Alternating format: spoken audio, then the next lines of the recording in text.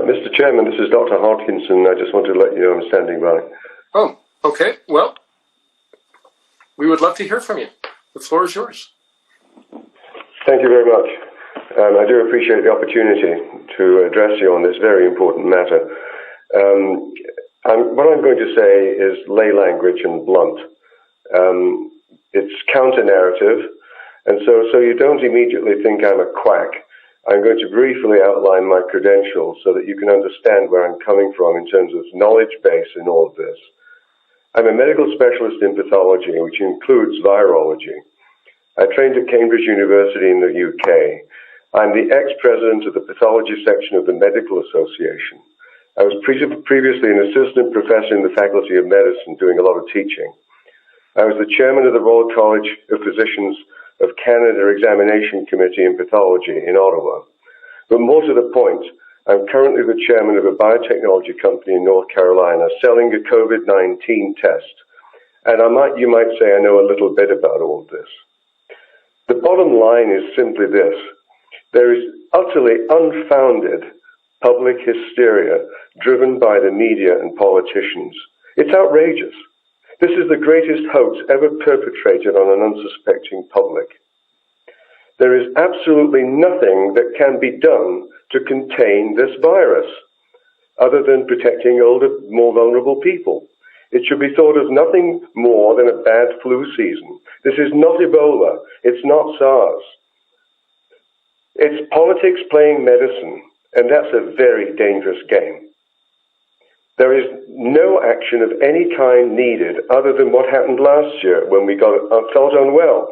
We stayed home, we took chicken noodle soup, we didn't visit Granny, and we decided when we would return to work. We didn't need anyone to tell us. Masks are utterly useless. There is no evidence base for their effectiveness whatsoever. Paper masks and fabric masks are simply virtue signaling. They're not even worn effectively most of the time. It's utterly ridiculous seeing these unfortunate, uneducated people, I'm not saying that in a pejorative sense, seeing these people walking around like lemmings, obeying without any knowledge base to put the mask on their face. Social distancing is also useless because COVID is spread by aerosols, which travel 30 meters or so before landing.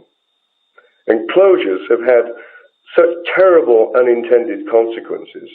Everywhere should be open tomorrow, as was stated in the Great Barrington Declaration that I circulated prior to this meeting.